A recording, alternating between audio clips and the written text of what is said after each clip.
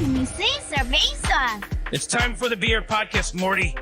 Worst beer podcast ever. Steve and Adam, funny guys. Hop Nation USA, beer podcast leaders for over 5 years. It's episode 248 of the Hop Nation USA podcast. It is. And it's just me and Adam hanging out, doing beer things. Mm-hmm. This week, we have a theme. We do. And the theme is we're going to audition some summertime drinkers. Yes. Because we need to figure out what are we doing for the summertime. So now is when we have the candidates lined up and we go through a battery of tests. Yeah. We pick 3 beers. These are all new beers to us, as they are new every week, pretty much. So we're going to test out these 3 beers. Maybe one of them will come down as our summertime drinker for the 2022. Crowned the victor. Get the Hop Nation USA stamp of approval. This is your summertime beer. You can get that right next to your douche approved stamp. Yeah. You go down Mondays, get your douche approved stamp. Go down where, I don't know the nearest distributor in that area. I don't either. Yeah. I don't know. McMurray's a piece of shit. Yeah. Just go in that area and, get some beer that we stamp approved, but then also get your douche approved stamp. Actually, if you want to get some Monday's Brewing, go down to the Washington Wild Things. Yeah.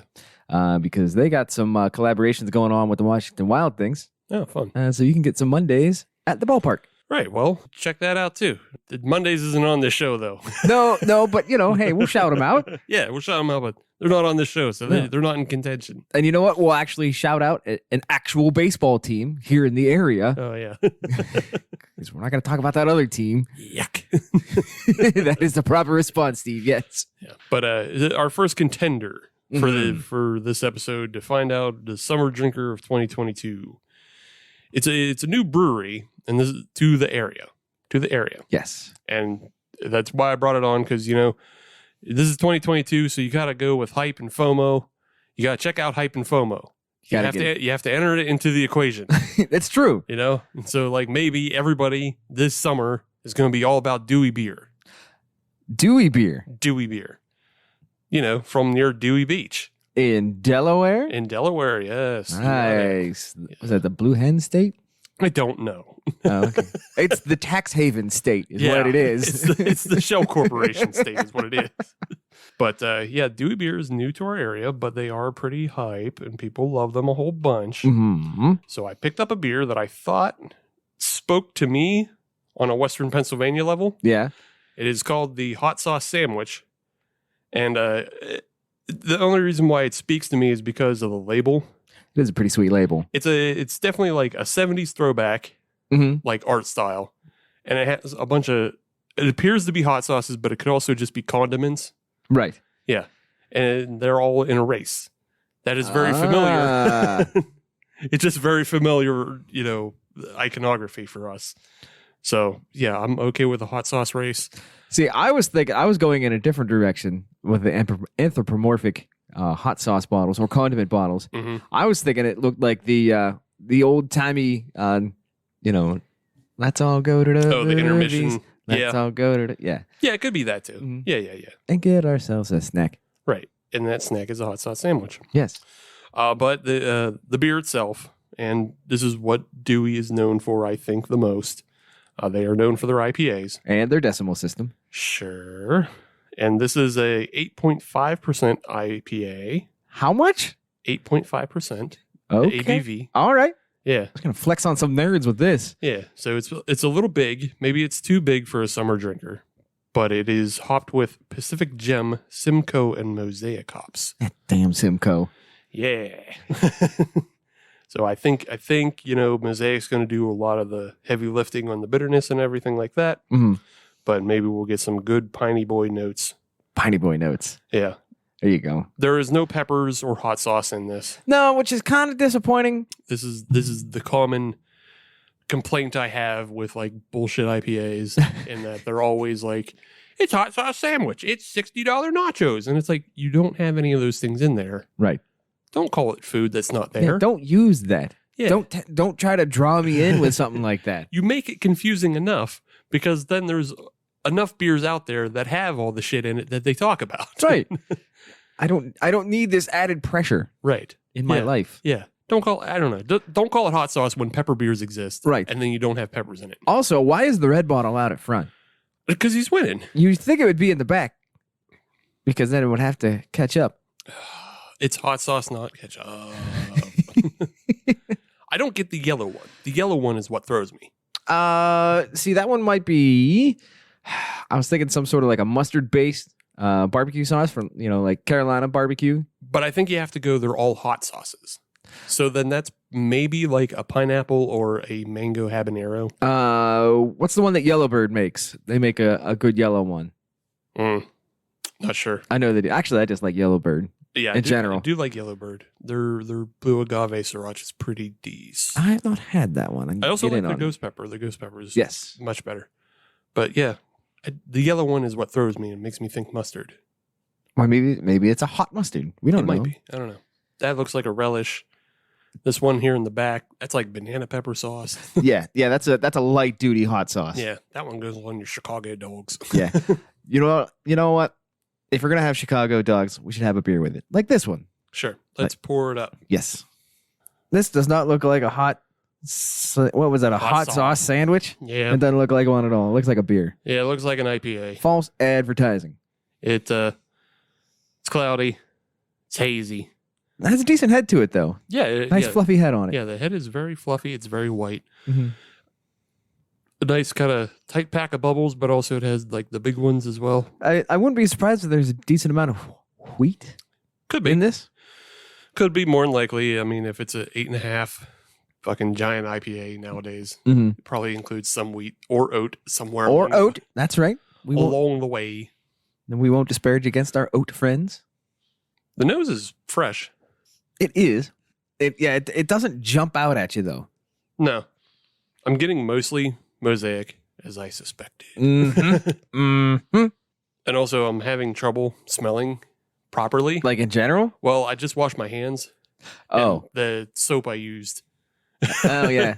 is like very coconutty, and I don't think that's a part of this. No, I don't believe it is either. Although I could see this with a little bit of coconut in it. Right, yeah. Say, I've got some fast orange downstairs if you need to get some citrus. No. As well. I'm pretty sure this is pretty good on citrus. It's a hazy IPA. I just drank some. Yeah. Yeah. That's all you, buddy. I'm trying to piece through it. So it's like I'm going to bow out. But it's your job to talk while I try to think through. Understood. So I'll let Steve decipher a little bit. Yeah, this is a hazy IPA, and I'll be honest, it doesn't excite me.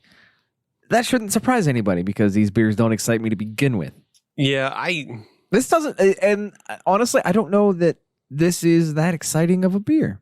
I'm not blown away either. No, it's fine. Right. It is. It is certainly not enough for me to poo-poo Dewey. I would try some of their other offerings. I'd like to get into some of their stouts or maybe a sour offering. Mm-hmm. Because let's be honest, I don't like this. I don't like the style to begin with. So deck was stacked for me to begin with. Yeah, I'm not getting a whole lot. Not a whole lot of anything. But yeah, I'm getting like I'm getting the mosaic notes that I'm familiar with. Mm-hmm. Like I'm getting the bitterness. I'm getting that little bit of grapefruit. Simcoe, I always associate with like pine and West Coast IPA styles, Right. but I'm not really getting that kind of feel for it. Pacific Gem is the one that's a little unfamiliar to me, and I'd like to know like what they're tasting. What their deal is? Yeah, what's their deal? So apparently they're a New Zealand hop. Oh, that makes sense. Yeah. So, and I'm on the old Untapped. Apparently, with over 500 check-ins, it is sitting right at 4 out of 5 units, stars or caps or whatever the hell those are supposed to be. So, people like it. Sure. I am not people. So the Pacific Gem is apparently it's actually a cousin of the Fuggle. Oh, Mm-hmm. it's been led astray. Yeah. Come back to the Fuggle family. Yeah, it's a New Zealand cousin of the Fuggle and really a derivative of it because it's a cross blend between cone hops, cluster hops, and Fuggle hops. Gotcha. So it's much more of like a bittering hop than it is for any sort of specific flavor. I'm curious how much they use because I don't find this to be particularly bitter either. Well, no, but remember it's an 8.5 big IPA. True. So true. it's just kind of doing some lifting. Yeah. Yeah. Doing some lifting and balancing for the flavors that you're going to get with the Mosaic hops. And I feel like Simcoe probably doesn't factor too much into this. You know what? I think this is the beer that non-beer drinkers think of when they hear craft beer. This beer right here. Maybe. Because the thing is, this one isn't that, like, I think I see where you're coming from. Just because this is so down the middle. Right. Like, it's not overly bitter. It's not overly, like, I don't know. It doesn't push the boundaries too far. Exactly. But it's still way different from a macro. Yeah, but I feel like that's not what people think of as craft anymore. Nobody knows what craft is anymore. Exactly. Nobody knows. Exactly. That's why I don't think people think of this anymore. Like, I think they think of beers that look like this, but they have no idea what it tastes like. That's fair. Yeah. That's fair. They just think of, like, super bitter, and maybe they think of, like, a grapefruit, maybe. But I feel like people who don't know beer actually don't know what they're thinking of. I wouldn't mind if this had a little bit more grapefruit in it. I wouldn't mind if it had something. Like, yeah. Like, I was really wishing for a whole big, like, piney explosion. Yeah. Like, something piney, something herbaceous. So I guess you just had to get Log Yard in here to the rescue. Oh, yeah. Log Yard would do me right, but... Yeah. The pride of Cain. Yeah. But, yeah, this one just doesn't, I don't know, it doesn't excite me, and... No. I'm not terribly happy about what I paid for. Oh, no. Yeah. I didn't pay a whole lot for it. Like, I didn't pay something crazy. Like, it wasn't one of those Drecker or fucking... It's not an $8 can. Yeah, imprint $8 can, yeah. Wasn't one of those, but it's just like, I can get better for cheaper. Yeah. And more local. Yeah. So, and I think with Dewey, I am certainly not going to write them off. This is not a bad beer. No. But I want to try something else from them. Yeah, it's not bad. It's just like, why? Yeah. yeah, exactly. Yeah. Why? Yeah, like this really isn't better than like the Toppling Goliath Mosaic. And the Toppling Goliath Mosaic isn't super special on its own either. So like, what's the point of like importing either of those into? I'm not super impressed at the moment with Dewey, so I don't get the hype or the FOMO. But I'm not upset with it either. No, I'm not mad at it. No. Or anything. It's just that thing of like, in Pittsburgh we have an abundance. Yeah. Of good things. So if this had showed up, say in, I can't even say Youngstown, but if it was say Blairsville, sure, yeah. you know, okay, all right. Yeah, Blairsville might get really excited about this. Or Altoona. Altoona might get excited about this. State College, I got Shy Bear right around the corner. Yeah, right. they got Shy Bear and Rusty Rail in that area, so you got to think like how many of those things were getting into the right in Elk Creek, as we learned about last week. That's true. So you got to think about like what's the distro in those areas. Yeah, like, never mind that. Maybe Altoona's got this covered too. Yeah, that's the thing with beer nowadays is like it's so proliferated. It's everywhere. You know, if this showed up in 2007, people would have their pants blown off. They would. They would. I would even go as far as say 2014 or 2015. Yeah, sure. But now, now it's kind of fine. Yeah, it's fine. I don't hate it. I don't. I'll give it a good note. Yes, we're being very kind of like blasé. We are. I'll give it a good note in that it doesn't taste like an 8.5. No, it does not. So no, it does not. Yeah. It like previously said, I would try something else by them. I want to give them another chance. Oh yeah. It's not bad. It's just not impressive. That's all. Yeah. Exactly. So let's move on. News, notes, and Nate. Yes. Where do you want to start? I'll start. How about Oklahoma? Okay, we'll go to Oklahoma. Yeah, this is just a bit of a quick one, and this is for all you Okies out there that want to go visit the Quick Trip. For those that are not aware, Quick Trip is the Midwest version of Sheetz or Wawa. It is a convenience store, a store of convenience. Or if you're listening in Texas, it's their Buc-ee's. Buc-ee's, except like quarter sized. Right. Because Buc-ee's are massive. Well, yeah, Buc-ee's is an event. Yeah. Yes, it is. But they are going to start. They actually have already started. They have implemented in at least 3 stores in Tulsa ID locked beer fridges. Dope. So and they are doing this to curb underage drinking. Mhm. So to be able to open the door on the beer fridge, you had to swipe your ID Sure. to say, I am of age to access this alcohol. Sure. Yeah. So I found that very interesting. I'm honestly kind of surprised by your reaction. How so? I figured that you would found that to be a bit of an overreach. No. Wow. I am floored. I mean, it's overreach in the sense that we just shouldn't have a drinking age anyway. Well, but like once I get past that baseline of my own bizarre anarchistic fucking views, like, yeah, whatever. It's so much less hassle. well, not necessarily, because they are still going to check ID at the counter. Whatever. Yeah. So they are trying that out in 3 stores in Tulsa. Sort of test batches, Yeah. test beds to see if they like it. Yeah. With plans to expand later on. But I am blown away by your reaction. That's the news now. I don't think that like it's not. I don't think it's like data collecting and holding on because I mean I hope not. they'd be doing it already at the register. That is true. That is true. I guess So- I'm used to. Well, I'm used to not getting carded to begin with. Well, when you buy beer at Giant Eagle, they Mhm. scan your card. That is true. That is. Yeah. It's been a while since I've been there. Yeah. So Well, yeah, but I buy at the Eagle pretty regularly because I get my mix of 6 societies. yeah. So, they always scan the back of your card. Mhm. So, like, yeah, I just don't see that as anything. You don't find that as overreach, as corporate overreach, Nah. As long as they're not just collecting data off the back of your card. right? And like, oh, this is who likes alcohol. Let's send that to people who want to advertise alcohol to them. Now that I would be genuinely upset with. Yeah, that's a problem because that's just a problem throughout the whole world of people taking your fucking data and then trying to sell you things Right. and reinforce your bad fucking habits. Yes. For example, drinking alcohol Right. out of the Quick Trip cooler. Yeah.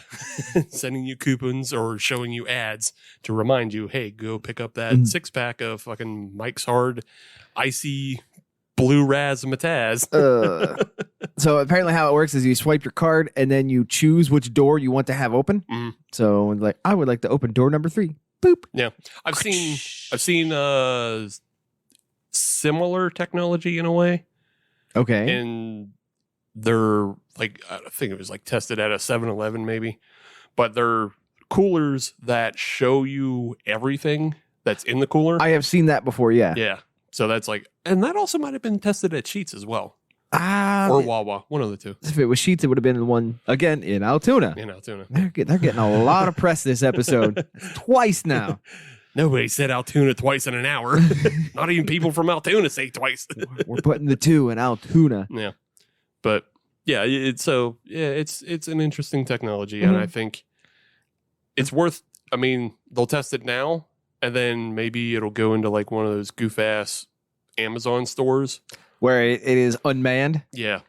And then you can just swipe a cooler and then because you swiped your card, Right. you can take things out of it and then you just walk out of that unmanned store. I would feel much more comfortable with it if I knew that my data wasn't being collected. Right. Sure. And you being used against me or being sold off. Yeah. But the other thing is that, I mean, it's also your credit card does it to you too. this Or is your true. credit. Cash, baby. Yeah. Straight cash. Like your debit does it. Like I bought fucking popsicles at Walmart one time Mhm. on my debit. And then just immediately, like the next day, I saw ads for those exact popsicles. Which is dumb. So it's like either PNC is selling my information or Walmart or both. Probably both. And You then know? they saw, 2 entities Yeah. picked out popsicles Yeah.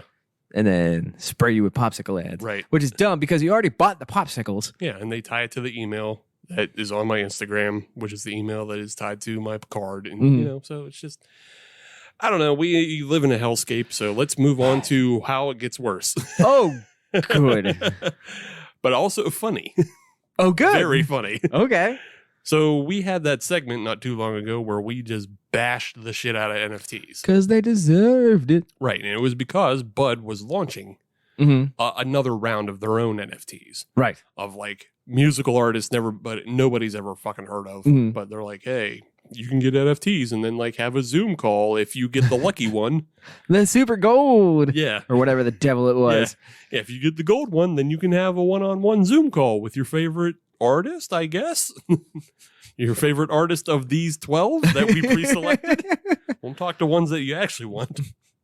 But yeah, so obviously it's got to make its way into craft beer now. Quote, craft beer. Quote, unquote. Yeah. It works so well for Anheuser-Busch big parent company. Oh, no. That I guess it's going to work for Goose Island. Oh, because they are putting out the Bourbon County barrel NFT Really? Grandmaster Collection, Ugh. whatever it's called. And it basically works almost the exact same way as the Bud NFT release, except for like you get there are like 3 levels. Okay. And there's one special gold card. Ooh. Yeah. What do you get with that? Again, it's all fucking trading cards, but more expensive for no reason. And you don't get to physically hold them. Yeah, you don't get to physically hold them. Although, sort of. I'm listening. If you get this one of the special, there's 3 levels. There's select, reserve, and one very special 24 karat gold. Ooh. If you get any of the special reserve cards, they will send you a digital frame that will play the NFT animation for you, so you can watch it. Why? Because you have a bar in your basement and you have to set it up in the background of your bar. So your friends come over and they say, "Ooh, what is that?" And you explain that that's your Goose Island NFT. That's. And then they get all jealous. Do they? No, they don't. But that's the idea. Yeah, that's the idea behind it. I mean, that's a whole lot of nut swinging for Goose Island. Yeah. So they're releasing 2,202 tokens. 2022? Right. Okay. Yeah. All right. Yeah. They're doing, like I said, they have selected levels. If you get, and like, if you're listening on a Friday, as you should, then they go on sale today at 4 p.m. Eastern. Okay. So you can get in and buy some. And then I believe like May 20th, they'll reveal like what one you got. Oh, so you don't even know which one you got when you bought it. You just plunk down your $20 and then a week later, right? you figure out how much you got fleeced. Right. And again, these will, like the Bud series, these will cost $399. No. Yes. Who is going to buy them? So I feel like this whole NFT thing is also just taking off of the like video game culture. How do you figure? So video games, especially mobile games, have turned their businesses, like the way they make money, they've turned it to focus on whales. I see what you're saying. Yeah. Casino whales, as you would know them. Yes, thank you. Not, the rarity beer whales that we rarely have on this show. We can't afford it. We're not paying that much for a half-hour experience. So the way video games do it now is they just basically set these high goals and they target their most diehard of fans. So if you're on like, I don't know, if you're on like Angry Birds or Clash of Clans or Top War or whatever, they'll sell these packs that are like $99 a piece. And then they like that person, those couple people who just buy that to win, in that pay to win system. Those are the whales. Those are the people they're focusing on. Those are the ones that pay the bills. Right. Everything else is gravy. Right. The kid that pays $5 to beat that one level. Exactly. That's not what their target is. Yeah. So it's no longer about trying to reach a mass audience. It's about trying to fleece your dedicated, your most dedicated fans. Yeah. Oh. Yeah. It's trying to drain them of the most money rather than try to pull in like, little bits amount of money from everywhere. Right. That's gross. It's totally gross. That is gross. It's totally gross because like, so if you get the select level cards, it was totally unclear, but they're like, you get access to extra merch. Oh, an opportunity to give them more money. Right. That's the way it very much read to me. It didn't seem like you were getting free things. It seemed like very much you were getting access to buy things. And they're catering. Yeah. So they're catering to exclusivity. Yeah. So it's kind of like it's like a litmus test in a way, because if you spend that $400, Mm-hmm. then you've already proven that you're that into Bourbon County stuff. Which I don't know that I've ever met anybody that is. Neither have I. I don't know anybody who's into that. No, I know people that have bought it. I know people that have drank it. Right. But I don't know anybody that has gotten all the bottles. It's got verticals going back, Exactly. X amount of years. Exactly. I don't know anybody that owns any Goose Island merch. No, I think Sam has a Goose Island shirt. Does he? Yeah. Okay. But I think 'cause he that shirt might even date pre-sale to AB InBev. So, okay. Because Sam was a big Goose Island fan way before they. This is true. So, That is true. And if you are just now listening to the show, that is Sam, one of our previous hosts. Yeah, previous host Sam. Yeah, because we went to the Goose Island tap room in 2013 when we went to Riot Fest. Ah, that's correct. So, I didn't dislike their product, and I still like some of the more rarer stuff. Mhm. I mean, I had some Bourbon County over Christmas last year. My brother had a bottle. You know, it was like $15 on the shelf. Yeah, And he snagged it. And I was Yeah. like, thanks, brother. yeah, And we shared it. It was good. It was good. But I don't know anybody that tweaks over it. Yeah, there's nobody left, but they're that's what this is for. It's the test to see who is. Go right ahead. Because if they can find 2,022 people, And that's all it takes. right, that's all it takes, and then they've got their money for the thing. Right. And they are a nationwide brand. They'll find 2,200 people. Right. Or 2,020, however. Yeah, Less than 3,000. yeah, and then they have those higher end tokens. Mm-hmm. There are only 30. There's only 30 of them overall, Okay. and so like of those 30, they each get access to buying this year's release. Okay. And I think the gold one gets free bottles. So of the 400 you said there were? No, 2022. Of 2022, only one gets actual merchandise out of it. 30 get actual merchandise. Okay. All right. The one gets everything. The grand prize. Yeah, the grand prize, which is also like access to a VIP tasting event. Oh, okay. Yeah, and like you get a one-on-one with the brewers at Goose Island, and Okay. yeah, and so you get all that, and then the silver level gets that frame, like I said. Oh, yeah. And then they all get like bottles and shit. So It's not for me. It's not for you. It's not for any of us. No, it's not. It's not. It's just for those people. Let them. The one culture this taps into, though, that is kind of regardless of craft beer, Mhm. is just the general crypto NFT bro culture. That is going down in flames. If you've been paying any attention to the news, crypto is losing its ass, and it's hilarious. Yes, it is. Yeah, crypto is fucking tanking. People are just losing like life savings over this. Yeah. And like you should in a way feel bad for that, but the people I've seen like getting hosed on the internet about this are also just like really condescending Right. shit heels, because like one of the big things about NFT and crypto bros are they're always like, well, poor people make poor decisions. Keep on being poor, bro. And it's like, now you're poor. Now you're destitute. Welcome to our level again. You've lost everything. You can't even pay the fees to liquidate what you have. Mm-hmm. Go fuck yourself. We're all going to laugh at you for a minute.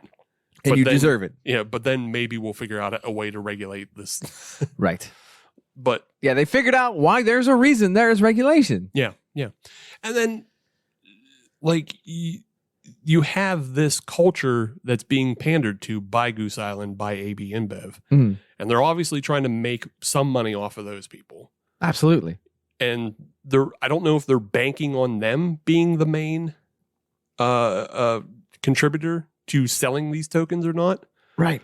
But like if they are, like these tokens are fucking worthless. Literally. Yeah. They are literally worthless. Like the ones that are popular or were popular earlier last year, the Bored Apes and shit, Yeah. those aren't they're selling for like hundreds of dollars after being paid for by thousands. Right.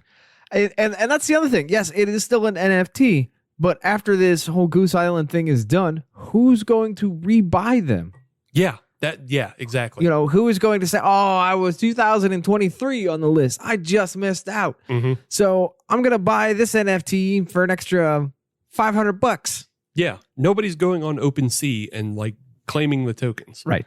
It is insane, and one of the grossest things in the language explaining the NFTs on the Goose Island website is that there's a FAQ. Okay. And it says, "What can I do with my NFT?" Okay. And it says, "You can trade it, you can collect them, or you can seller them." You can seller your NFTs. And like, and it's gross because one, of just how douchey that language is, but two, like, the longer you hold on to these things, they're not going to increase in value. They are this era's Pogs. Yeah, they're super expensive Pogs. Yeah. Incredibly expensive Pogs. And I still own my Pogs. I can hold my Pogs in my hand. I can get them in 5 minutes. Can you do that with your NFTs? No. I win. My Pogs are superior. We all win with Pogs. That's right. Do NFTs have slammers? No. Dude, I cannot wait for like us to descend into the Fallout universe, where like in Fallout the main currency is bottle caps, because like money's just fucking made up, so it doesn't matter what you have. I want us to fall into the Fallout universe where Pogs are currency. I got 8 Pogs. Can I get a tank of gas? I got you 2 Alfs and an OJ. Oh, right this way, sir. Yeah, but yeah, this whole thing is just disgusting, because like the only reason why these shits are $400 is because they have to pay some Chinese warehouse to process the computing power of, you know, making sure that these all fit on the blockchain. Like, you know, is this verified on the blockchain? Right. And oh, by the way, that's destroying our environment. Right. Yeah. Well, because they're literally warehouses and factories that produce nothing but verification. Right. Do you know what we used to have? We used to have certificates of authenticity. They used to come with comic books and fucking autographs. It was great. It was a good system. Yeah, it was a fine system. Which also made me laugh. It made me start thinking about that, because one of the things you can buy as special merch with this NFT garbage is like they'll sell you the Bourbon County tap handles that are autographed by the brewers. And it's like, oh, well, how are you going to authenticate that? Does it come with a certificate of authenticity? Does it say 1 of 112? You fucking shit. I mean, that is kind of cool to be able to have a Bourbon County tap handle. I would never use it. Right. But it'd be kind of cool to have. If you have like a basement bar, and you know, it's a fun thing to have. I wouldn't begrudge anybody who wanted to buy that. Agreed. I begrudge fucking Goose Island, who charges you $400 to have the ability to buy one of Right. those. That's $400 to get in the door. Yeah. And then you got to go to the bar. Yeah. That's scumbag fuck shit. Like, just buy a raffle ticket. Same thing. It's the same like, thing. Why can't you just sell raffle tickets for this shit? Why do you have to like get into this worthless energy drain? Because it's what's in. Well, as of 2 weeks ago, that it was in. Now we'll see. Yeah, it's on the way out. Yeah, we'll see how much longer this goes. But like, yeah, it is hilarious that they announced that they're doing this the same time that these markets are just fucking shitting. They are tanking. They are amber hurting. Oh no, my bad. They are leaving mad grumpies all over. Yes, they are. So, yeah. Fuck you, Goose Island, but also more importantly, fuck you, AB and Bev. Yeah. Moving on. There you go. I've got one more quick hitter here. We spent some time on that, so this is just a quick one. Busch Light. Yeah. John Deere. Okay. They're doing a collaboration. Interesting. Yes, they are. It is what is called the For the Farmers campaign. It is a special can design. They're going to have John Deere tractors on a Busch Light can. Sure. And every package that is sold, Busch is going to donate $1 to the For the Farmers Foundation, which helps with keeping farmers out of the red. And John Deere said they would match So up to $200,000 will be going to the foundation. And on top of that, Kevin Harvick, NASCAR Cup driver, who is sponsored by Busch, will have the For the Farmers campaign on his car this weekend at Kansas Motor Speedway. It's actually a good-looking car. Interesting. I looked at it earlier today. It's a good-looking car. That being said, I don't like Busch Light and I don't like John Deere. Yeah. Let's see. Well, John Deere just got through like some sort of fucking strike. Oh no, I'm happy for the strike. Oh yeah, no, I'm happy for any strike. Fuck companies. It's funny. But maybe you know or not, is John Deere for right to repair? They're not. They are not. I didn't think so. And that's why I cannot back John Deere. I used to be a John Deere man. I have a John Deere hat in my closet right now. Can't back him anymore. Yeah. Because that's exactly correct. They have been fighting right to repair tooth and nail to the point that to be able to repair an industrial John Deere tractor, you have to have an authorized John Deere repairman or technician come out to your farm, which is completely contradictory to what they're trying to do with this campaign. Right.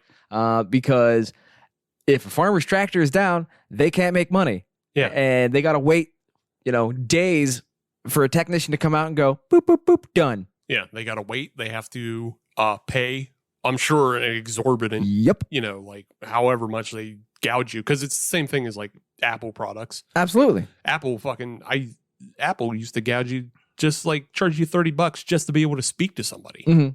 Like, that's crazy. Yeah, it is. And like, again, Apple's another anti-right to repair company. So Busch Light, obviously, because, their parent company. Right. I think we just talked about them. Yeah, we might have just said a thing or two about a thing or two. And John Deere, although they did do something cool over in the Ukraine.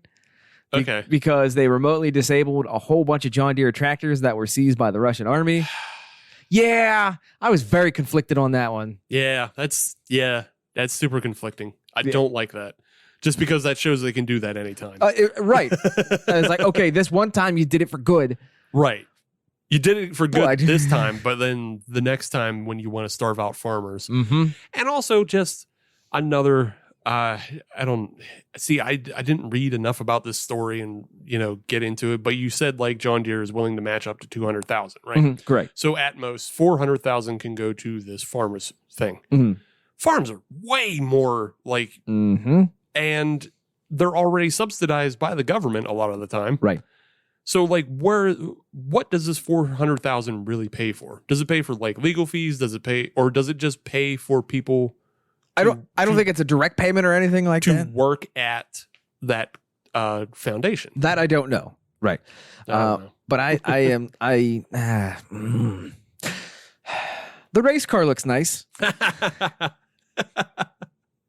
There you go. Okay. So check that out. Check it out. It's a race car. It makes nice noises. Race car go brrr. Pretty much. Don't think too hard about any of this.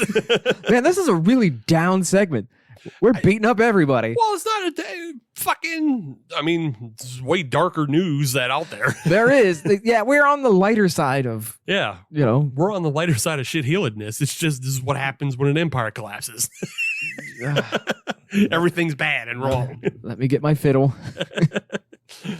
Watch as Rome burns. Yeah, everything's bad and wrong. So let's get back to this Dewey beer. Sure. This what was a hot sauce sandwich? Hot sauce sandwiches. It's still fine. Yeah, it's still fine. I don't think this is the kind of beer that's going to change too much when you warm it up. No, it's fine. No, again, we're being blasé about it, but that's just because it's not that impressive because we can find things in the Pittsburgh area that are just as good. Correct. So we're not going to lose our hats over somebody who just comes into the market. Right. Now, if we went into their core market, sure. Yeah. Yeah. And if we went into Delaware and they said the same things about Lustra and stuff, I'd be like, yeah, okay. Yeah, makes sense. Yeah. Lustra is ours, and then whatever you have is yours. Right.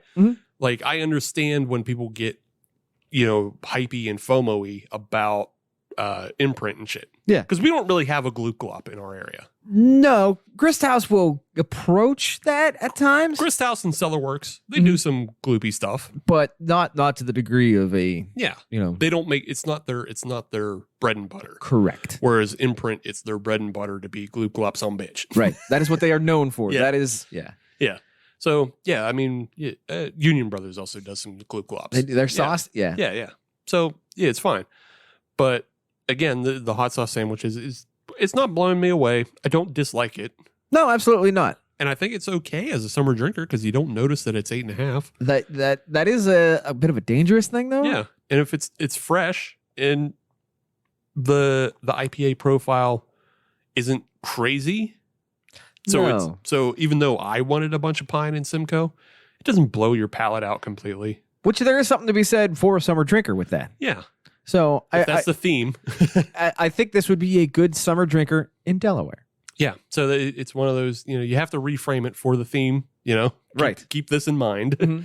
Like it's still good for the summer because, it's very drinkable and it's very fresh and it's very citrusy. So it's like it's hitting a lot of notes that are good for summertime drinking, Yes. but overall not impressed. Yeah. If you're road tripping to Delaware, pick it up. Yeah.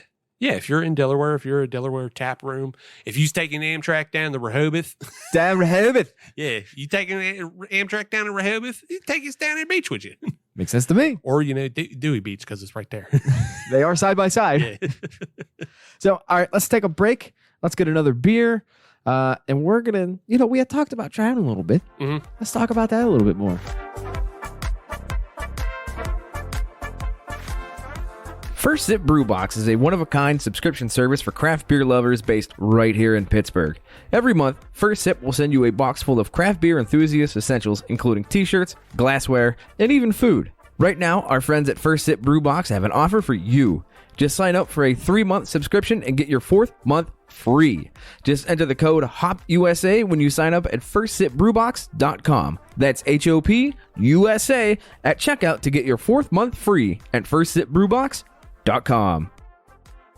It's episode 248 of the Hop Nation USA podcast, segment 2, and we're doing the summer drinker auditions. We are. Yes. Some- This is like the Masked Singer, because like we see the can, but we don't know what's in the can, so we unveil what's in the can. Maybe we like it. But we do know what's in the can. They tell us on the can. This one does. It tells us what's in the can, but we don't know if it's good. I've got a pretty good idea that this one's good. Could be. And you want to know why, Steve? Why? Because this is a local beer from our good friends at Abjuration. Yeah. See? Yeah, I mean, Probably going to be good. yeah, it's probably going to be good. Like, look, after all we did in the first segment, if you're not ready for Homerism, well, First of all, are you new? yeah, what are you, new here? But yeah, we're probably going to engage in a bit of a Homerism. But, I don't know, maybe Abjuration made a bad beer. No.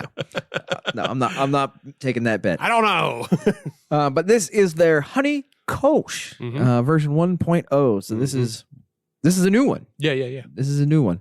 Clocks in at 4.8% ABV, 17 IBUs, but it is a traditional Kolsch style beer with a little bit of wildflower honey added at flame out. Interesting. Yes. Did they mention what apiary or? I don't see anything. Okay, I'm just wondering. That doesn't mean we can't send a message. Yeah, I'm sure we can You ask. know. It's just one of those things that people in Pittsburgh love fucking saying, in this beer we partnered with Tupelo Honey. Tupelo honey out of Tupelo, Mississippi. Yeah, sure. Actually, there's an apiary right by my house I need to go check out. Oh, yeah? Yeah. They got bee squeezins. Don't squeeze the bees. Don't do that. Steve's top tip of the day. Yeah. Don't squeeze bees. Don't squeeze bees. That's not cool. All right. Honey Kolsch version 1.0. Let's get at it. Check it out. What do you think, Steve? Well, interesting. It's one of those things I'm where listening. when you say Kolsch, Yeah. obviously they mean Kolsch style. Of course. And I just feel like, I don't know how I would need to talk more with Tom and Dave about how they justify this as a Kolsch. Oh, okay. I'm listening now. Now I'm curious. Because like Kolsch is such a specific thing. Mm-hmm. And I'm just wondering, like, is it based off the grain bill that they put in? Mm-hmm. You know, did they take like a common Kolsch style recipe that they have, Right. and then add honey to it, and then just go, well, hey, it was based off our Kolsch. So you know what the beautiful thing is? Yeah. They have all their recipes right on the website. I know, yeah. So we're gonna have to do a little looking, Yeah. and we'll find out what they got in the recipe. Yeah, we can do some looking into this. But we won't do that right now No. because we've got a podcast to do. Right, we're in the middle of something. And But also, if I start going through the menu, be like, oh, I need to get one of those. and you get that ice cream thing that came out. Shut up. Because I just went past that and I went, ooh. Yeah. And then I saw that they have a botanical sour with ginger and lemon peel. Ooh, bitch. Whoa. That just made me sassy. Yeah. I didn't think I heard about that one. Neither did I, but sounds I like knew that would be right up your alley. Is that in their current menu, or is that in what's in the tanks? That is on their current menu on tap. Okay, so if it wasn't in cans, maybe that's why I didn't. Right. Anyway, back to the honey Yeah. Kolsch. Sorry, we're fangirling a little bit here. Yeah, just ooh, bitch. Sorry. My problem with it as a Kolsch, right? Mhm. We never did resolve that, did we? Yeah, it's way darker It is. and way it's like cloudy and hazy. Yes. I would attribute that to the honey. Oh yeah, for sure. So I would be curious what the base Kolsch looks like. Yeah, because it just doesn't. There just isn't like anything visually that I think, oh, this is a Kolsch. Correct. On the smell, I get a little bit. Of the honey? I get the honey, and I get like something floral. Mhm. So there's something floral and sweet there. But again, nothing super signifies Kolsch. It's just kind of. I'm just wondering, are we stepping into a territory like the Sobel's honey Hefeweizen? I see what you're saying. Mhm. That's very good, but But it's mislabeled. yeah, not anymore though. Oh. I've seen recently they actually changed it to a honey wheat. Ah, okay. So, All right. Thank you, Sobels. Yeah. So you're talking about having a bit of a floral note to it. Mhm. According to the Untapped, it is supposed to be a crisp late spring drinker with notes of wildflower fields and Sauvignon grapes. Okay. So that would explain, the wildflower fields and your floral notes that you're picking up. So on the taste though, it's very Kolsch. Yeah, it is. Yeah. Oh. Yeah. What the fudge? Because I just took my first sip of it. Right. Yeah. Yeah. The taste is very, very Kolsch. Ooh, I'm telling you what, I do like the aftertaste on it though. Yeah. The aftertaste is where all that extra stuff comes in that you were Yeah, that you were just listing off. Yeah. But everything up front, it just has that malty crackery Mhm. kind of snap, Yeah. which I know I've said in the past about how I don't like Pilsners because of that. That was last week. I know. And like it's the one thing that doesn't like completely sell me on Kolsch's, Mhm. but I've become more. I guess I'm more adept to liking Kolsch's just because like I feel like Kolsch's are maybe a little bit more biscuity to me. Biscuit rather than cracker. Right. That's fair. Yeah. There's just something more Moorish about a Kolsch. Yeah. A good Kolsch when I get one. I know what you mean. Yeah. Than a Pilsner. A Pilsner is still very watery and cracker. A- It tastes like fucking cracker soup. A Kolsch feels a bit. A Kolsch Of course. is a bit more rounded out. Mm-hmm. Yeah, yeah.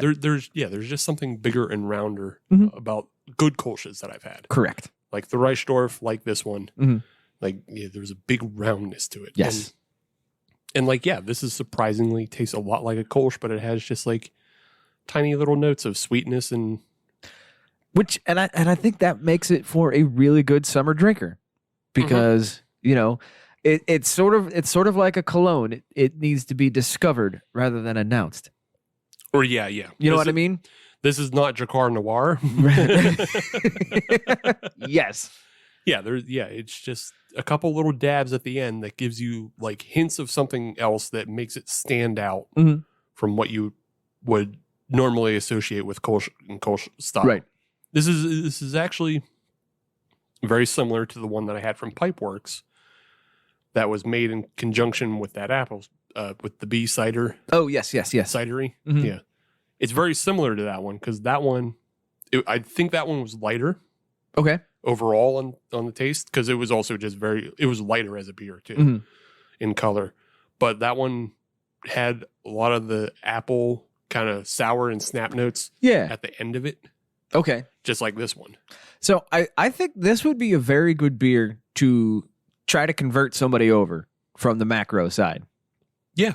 I think this would be a good way to get people away from that. It's just it's a good representation of something that's not an IPA. Thank the good Lord for that. Easy drinking. Mhm. It's surprisingly, for some reason, I feel like it's heavier. Than a regular Kolsch? No, than the last beer that we had. Oh, I see what you're saying. Wait, and it's got like half the ABV. Yeah. It just has like a real big like mouthfeel to it. That it just feels like a little heavier. I don't hate it though. No, not at all. I like this beer. Yeah. Yeah, it has the finish on it is dry enough that it's giving me that kind of want to go back for more, but not so dry that I'm like, Right, that it's obnoxious. Yeah, that it's just like making my tongue feel bleh. Yeah. Yeah. I like it. I enjoy this one. Yeah. I don't know that it's their best offering, but it's still good. Still really good. No, I mean, that's the problem with Abjuration. Like, Right. Even their good beers are still like really good. Yeah, they're. I mean, no, I'm saying like they're good beers, like stuff that's good like this that stands out. Yeah. Still like pale in comparison to their best beers. Right. Their best beers will fucking blow your ass off. Yeah. Yeah. So I guess we'll have to go slumming with this really good beer. Yeah, exactly. Yeah, just slumming with an enjoyable honey Kolsch style. Oh no. And speaking of Abjuration, this segment we're going to do a little talking. I like to think of this as how to get people to come to Pittsburgh. Yes. Segment. Yes. For the summer. Or get out of Pittsburgh, as it were. Out of Pittsburgh. Well, I got a couple. Okay. We were talking a little bit earlier, and this some of this we even touched on last week. But there are some new happenings, some new places to check out in Pittsburgh, some new additions to some places, some old favorites. So we wanted to talk a little bit about that, and we also wanted to throw out a couple, I'll say, short destination places I think would be worth checking out. Yeah, all of mine are things to get people into Pittsburgh and things to do in Pittsburgh. Oh, okay. So if you have some that are outside of Pittsburgh, like I do, that's fine too. But I've got two or three. This is all summer of Pittsburgh. Yes, it's always the summer of Pittsburgh. You can't say that. Right. We have 3 weeks of summer, maybe. Yes, non-consecutively. Yeah, don't bank on those. We just went through one. Yeah. But why don't you just start with some of the new additions to breweries? Yes, new additions to breweries and new brewery spaces, kind of, sort of. And we've already talked about them. We've already gushed over them quite a bit. But Abjuration in McKees Rocks, they have expanded, kind of. They now have a nice outdoor space right next to their tap room, which has a stage area, has some nice room to expand. Abjuration is a great little space, but it is a little space. That is no longer the case in the summertime. They put in a door, they bought the place next door, and they've got room to roam now. Well, did they officially? Hey, I guess they officially bought it then. I believe they did, yes. Because I thought they were just getting a nice kind of deal with the person who owned the alleyway. It was like an alleyway that had like fucking burned out cars and shit in it. And like rather than having a bunch of burned out cars next to your brewery, why not get rid of all that space and then fence it off and make a beer garden? Counterpoint, what if you had a Duke Nukem beer garden? Oh, I mean, if you make it cool. And have burnt out cars. Yeah. Nobody take that idea. Yeah, you can make it you can make it cool. You can make it like a Mad Max situation if you want. Man, that would be awesome. You can like erect a Thunderdome to enclose your beer garden. 2-man hunter, 1-man lead. Yeah, it's pretty dope, but that's not what Abjuration did. No. Yet. They beautified the neighborhood. They made it better. Yeah. I mean, we had light experience with it because when we did our episode down there. Yes, last fall. Yeah. Winter. Fall, winter. It was around the time. It was like in November because it was around their 4th anniversary. Yes. Is when they first started setting that up. But like that's going into the winter months. So this is the first time that you get to go in and experience it when it doesn't like sleet. Yes. You can wear shorts there and be okay with it. Right. You have to huddle around the fires. You have more than a 3-foot radius that you can roam. So it's cool. And I believe they have a stage there, or if they don't, they're going to very shortly. Yeah, they were looking.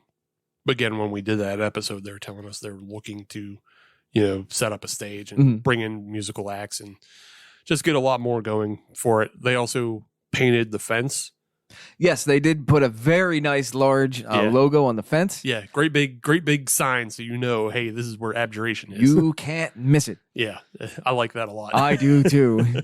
Just because no offense to the theater they're in, because it was always up on the marquee. But if you're driving past, you might just mistake it as a theater that's not has anything. I kind of equate it to what Helicon did. Right. Where before they just had some smaller signs and windows and stuff like that. You kind of had to know where it was at. And then one day I drove past and they had this massive sign up on the roof. Right. You cannot miss it now. Yeah. Yeah. So, I think that's good. And it's especially good because, again, we're talking about people visiting Pittsburgh. Yes. This is when people visit Pittsburgh, now they can drive past and they go, oh, that's where it is. Right. Let's stop in. Yeah. And get some fantastic beers. And then once you're done there, you can go a couple neighborhoods over into Allentown, the Allentown neighborhood. We talked about this a little bit last week. But Inner Groove has their new space. Yeah. And it's just recently opened. Yeah. I haven't been over there yet. I need to. I've seen some internet chatter. Yeah. That it's a good place to go check out. Yeah. So they are now open. Go check them out. Inner Groove is full of good beers, and now it's sort of closer to us. So, it is way closer because there are no bridges or tunnels. well, yeah, it's way closer for you. It's still just sort of closer for me. Well, I mean, you can cut some time off Cut there. some time. Yeah, it's fine. But yeah, go over to Allentown. You just hang out. You can go to that non-alcoholic shop we talked about.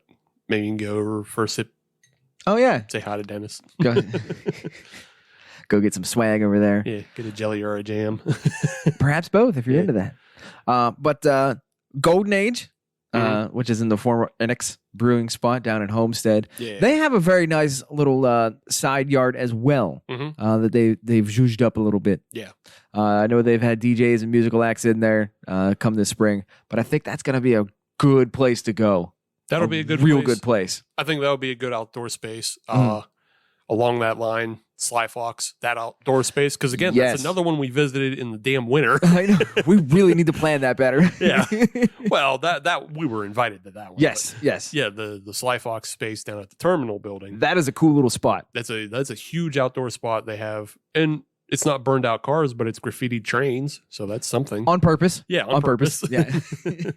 They graffitied those trains themselves. But yeah, that'll be a nice outdoor space.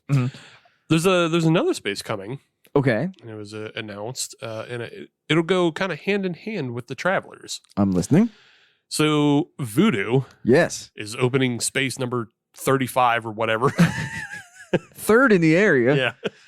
Voodoo's opening a space on the North Shore. Yes, they are. Yeah, which is it's literally walking distance from Southern Tier. And then you have all the other wonderful things in the North Shore to go to, right. like Allegheny City. So. For the locals, it's in the old Rivertown spot. Yeah. So it's pretty much right across the street from Southern Tier. Yeah. So stumbling distance. It's all stumbling distance. You can all get there. And then also the Mullins by the PNC Park is a dispensary. So is it really? Yeah. Wait, Mullins closed? Yeah. Oh no. Yeah, Mullins closed and now it's a dispensary. Oh no. So if you got your medical grade marijuana card, come on down to the PNC Park. Go to Mullins, and then you go to Southern Tier, then you go to Voodoo. Although beforehand, go to Mike's Beer Bar. Yeah, go to Mike's Beer Bar too to get a more wonderful breath, and then also go to Allegheny City. The important thing is, all of this is on the North Shore, right? Yes.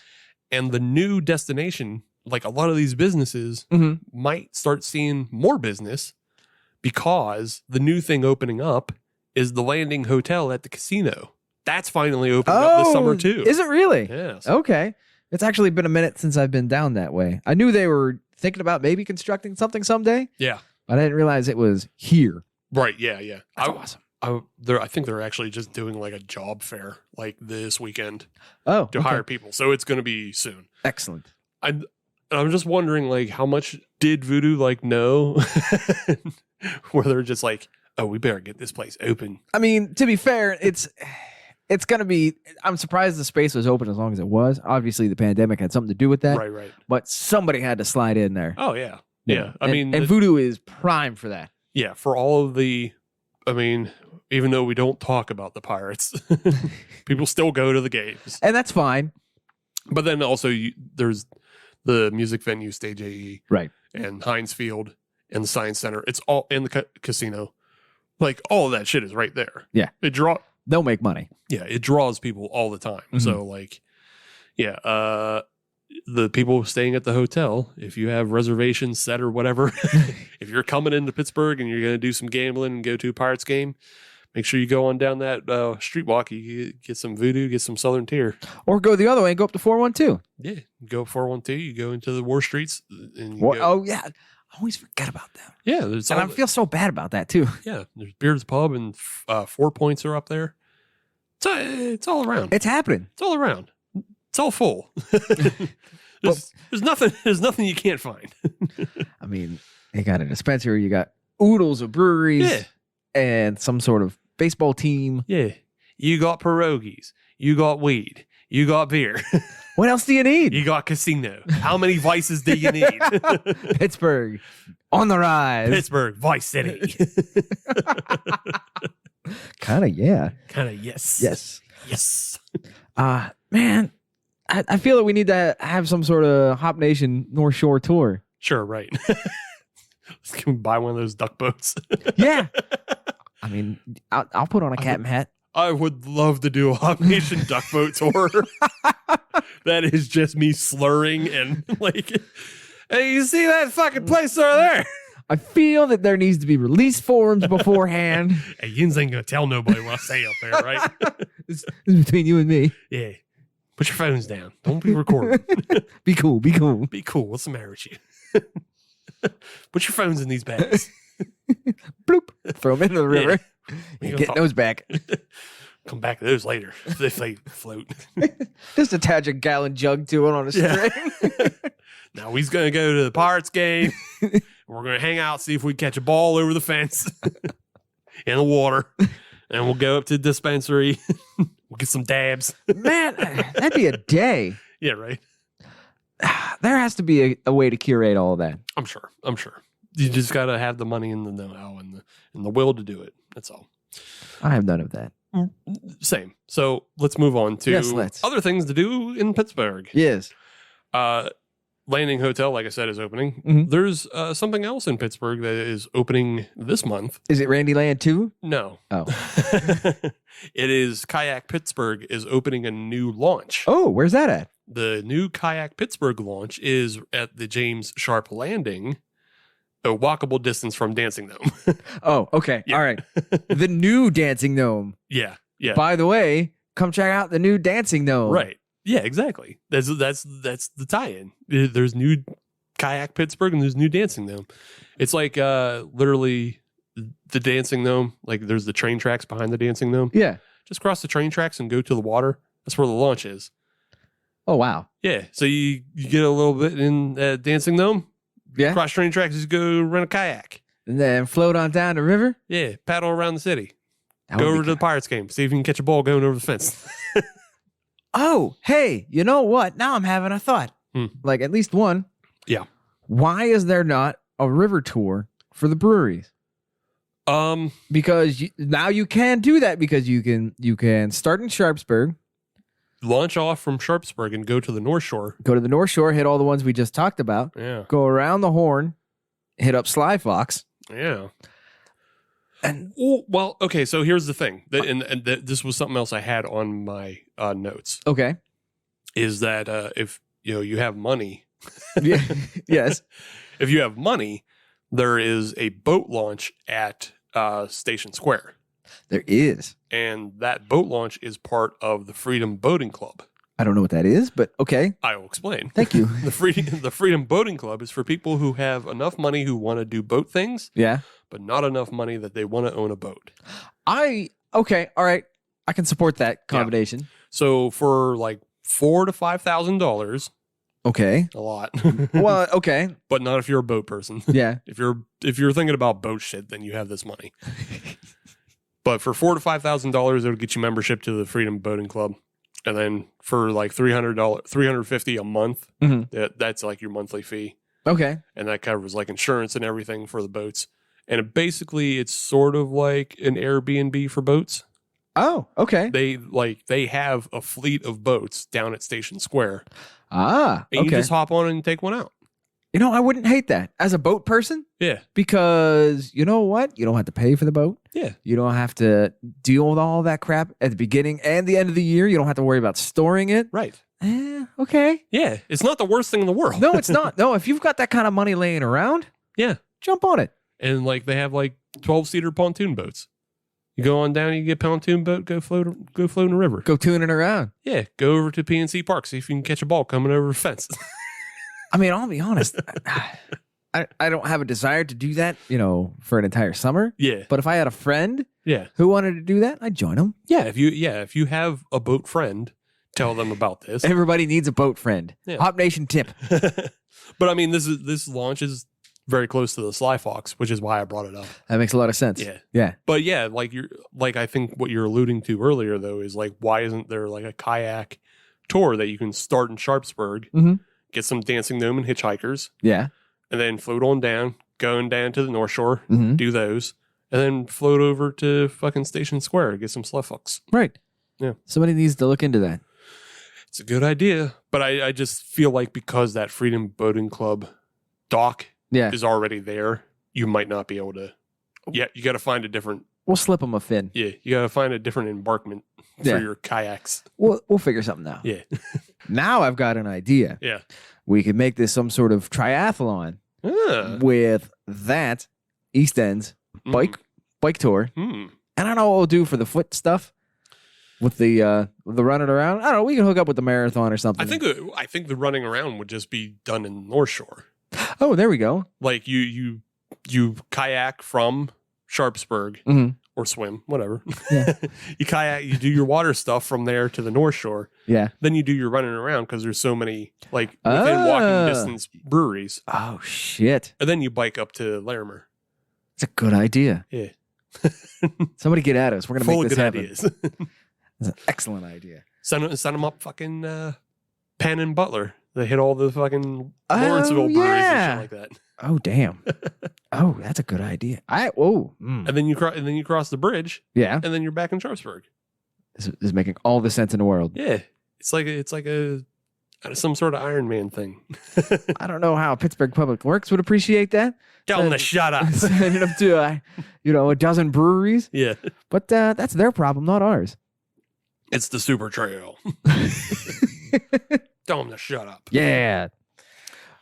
But yes, those of us that are in Pittsburgh that kind of want to get out of Pittsburgh, Mhm. I do have a couple of places to go check out. Okay. And these are some places that have some expanses to check out. They're not just in a building. They've got some acreage to go along with it. Hightower over in Ohio, just outside of, what is that, Steubenville? Yeah. Go check them out. They're on a bit of a farm. Lost in the Wilds. They are just outside of Clarion in Shippenville. Have we had beer from them on the show? I don't know if we've had it on the show. I know that I have had it. Oh, you know what? Maybe we have, but also I think I might be thinking Lost in the Woods from Arkansas. Possibly. I think you're right. Or Tennessee, one of those two. I think it was Arkansas. Yeah. But no, this is Lost in the Wilds. Okay. And they're right near Cook Forest. Yeah. So if you want to make a nice weekend of it, go rent yourself a cabin. Do up there. nature shit. Do nature shit. Go up there. But they've got a nice little space. Checked out their tap list. Mhm. Yeah, I'm about it. Because Okay. they only have 2 IPAs. Oh. But they've got a nice piece of land to go along with their brewery. Big Rail up in Grove City. Yeah. I don't know that we've ever had any of their beer on the show. I know I've had it in my glass before. Yeah, not on the show. But yeah, that's another very outdoor. Yes, in Grove City. And what their MO was they bought the land before they had the brewery. So they have space to have all sorts of yard games. They also, I was actually looking at their calendar as well. They have enough space to do a bit of a flea market type thing. Oh, okay. So I think once a month they do a flea market at the brewery. Okay. So there's room to sit around campfires and stuff like that. And they tell you that there's not much indoor space at all. So come dressed prepared. I like that. Fair enough. I like that. That is an opportunity. And these are all opportunities to get out of the city. Go drink beer in nature a little bit without getting too much into nature. Sure. If you're about nature vibes. Yes. To be fair, they're not that far from the Grove City outlets. Right. So yeah, if you're up there, if you're looking to do some shopping in it. Yeah, if you want to go get some jockeys afterwards, you can. Yeah. Hey, there's definitely some outside things. I think, though, we have to remember it is the return of events. It is. Events are back in person. And we've got 2 big ones coming back to the Pittsburgh area for the summer. What are those, Steve? Well, one, we've got American HomebrewCon. HomebrewCon. Yeah. It's showing up June 23rd to the 26th. Excellent. Yeah. So I think that, if you're coming into the Pittsburgh area for that. As you should, then obviously, yes, there's going to be a lot of homebrew beers there. Mm-hmm. But that gives you an opportunity to explore Pittsburgh and all the fine things that we've mentioned. Yes, and what we have to offer. Yeah. We are not a 2-bit podunk city. We've got good beer here. We are a 2-bit podunk city. It's just we have good beer and championship teams for some reason. You know what? That's enough for me. We always punch above our weight because we have no business having beer as good as we do. Correct. And championship teams as good as we. Also correct. It just happens. It works out that way. The number of generational players that have come through this town. Yeah. It's astounding. Yeah, it just worked out that way. I can't explain it. But, I don't know, rich Irish people. What? I said rich. I didn't say anything disparaging against the Irish for a change. We're just going to move right past that. They just had money. Anyway. That's how they got that money. Nope. I knew it. The other event coming back, Anthrocon. Is it really? Yes. Okay. The furries will be back the very next weekend, July 1st to the 3rd. Oh, boy. I'm sure somebody's making it a 2-week trip here. Oh, yeah. Why not? Put your home brew in and then hang around the city for a bit and then, put your fursuit on. Hopefully they don't get their week screwed up and they show up to HomebrewCon in their furry suit. Or maybe they do. Actually, you know what? If they do, who cares? Yeah, why not? Yeah, I'm not going to disparage that. They have the opportunity to be like the first, furry brewer. I don't know. I mean, at least open. I don't know. Is that a thing? I have no idea. Well, that's the thing. I don't know any openly furry brewers. So you could be the first one. You could, I don't know that I know any open furries to begin with. I do not either. See? Yeah. It's there you go. It's a niche thing, Yeah. But yeah, Anthrocon's back, everybody. Here come the furries. Be there. Check it out. You know what's always fun? Huh. If and when and I hate going back to this, but the Pirates, if and when they have home games during Anthrocon, all you got to do is listen to the visiting team radio play-by-play guy. Yeah. They always talk about Anthrocon. Oh, I'm and sure. it was always fantastic. Yeah. It's great. Another fun thing is just go out drinking during that weekend. There's that too. You just run into furries at bars. You just run with it. Yeah. You sit down drinking with a wolf. There's some other thing there, like a bear.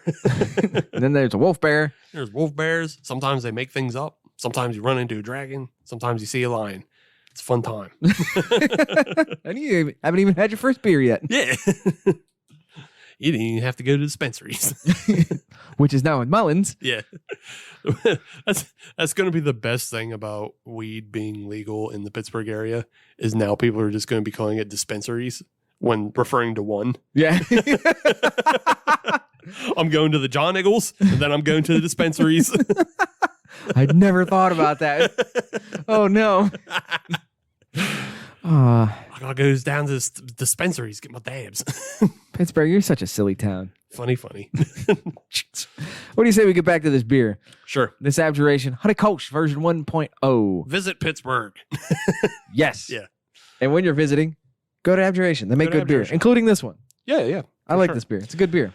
I enjoyed it too. I was very hesitant, obviously, going into it. Mm-hmm. Because of the Kolsch side of things? Yeah, because it said Kolsch, but it didn't look anything like a Kolsch, and it kind of didn't smell like a Kolsch. Mm-hmm. But then it tasted like a Kolsch, and I was like, oh, shit. How Yeah, about there that? you go. How about that? Perfect. Yeah, Kolsch style. Yes. And as a summer drinker, I think this works really well. Yeah, it works really well as a summer drinker, and it just has that that right amount of little notes of extra of like sweetness or floral, like floral on the nose, Right. sweetness on the back end when you're drinking it. Like there's just those little extra notes that set it apart from like a regular Kolsch. Yes. So, yeah, Well done, Abjuration. good beer, good homerism. Would you expect anything less? No, but it's like, you know, Sometimes the truth is the truth. there's always the contrarian in me that wants to be like, they fucking made a bad one. Not But they yet. didn't. Like Not yet. I haven't been able to. But the thing is, when that happens, if that happens, they're going to earn it. You know what I mean? Yeah. Like it's going to be a bad beer Yeah. if that ever happens. Yeah, they'll have gone way too far. Mhm. The other problem is we have their cans on the show, right? Correct. So any of their controversial beers would be on tap and Right. they wouldn't get made again. Right. So Although this is the first time this one was made. true, but I feel like they probably they know which ones to put in cans. Right. Like, This is not going to overstep any bounds. yeah, I feel like their botanical series Mhm. is the one they like to test first. Yeah. And they also do their unit testing things where like they'll like we made like 3 versions of a goof ass cereal beer. We'll see which goof ass cereals work, and if any of them work, we'll put them in cans. And yeah. And the same with the botanicals. Like we threw a bunch of things that aren't usually in beer. We'll see if they work. If you don't like them, we won't make cans of this. Right. But yeah, I mean, once again, Abjuration nailed it. Yep. What do you say we take a break? Yup. Get something else loaded up here Uh-huh. and talk about something else. Sure. Okay, bye. Well, not bye. No, stick around. We're not done yet. Don't leave. This is 3 segments, not 2.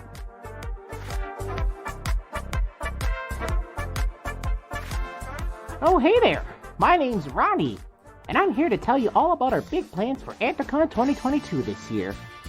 Normally, we have our fursuit parade that comes out onto the streets of Pittsburgh for the entire city and all of its wonderful folks to see. But this year, we're going to be doing something a lot more special. That's right, we're planning a fursuit block party. It's going to happen right after the parade on Saturday, July 2nd. We're going to be shutting down Penn Avenue here to vehicle traffic from 9th Street all the way to 11th Street and invite the people of Pittsburgh to come and meet with the fursuiters and share in some of the magic that Anthrocon brings. I hope that I see all of you there, weather permitting of course, right here on Penn Avenue on Saturday, July 2nd. See you there! Welcome back to segment 3 of the Hop Nation USA podcast. We're still auditioning some summertime drinkers to see which one's the best. What do we want to be drinking all summer 2022? What do we got this time, Steve? The new one, What is contestant number 3? contestant number 3, is coming to us from Pennsylvania. Yes. So minor homerism, but it's out of Lancaster. So Statism? yeah, just like slightly less worse than jingoism, I guess. I don't want to laugh at that. But this one comes to us from Springhouse Brewing Company. Mm-hmm. It is the Rabbit Habit.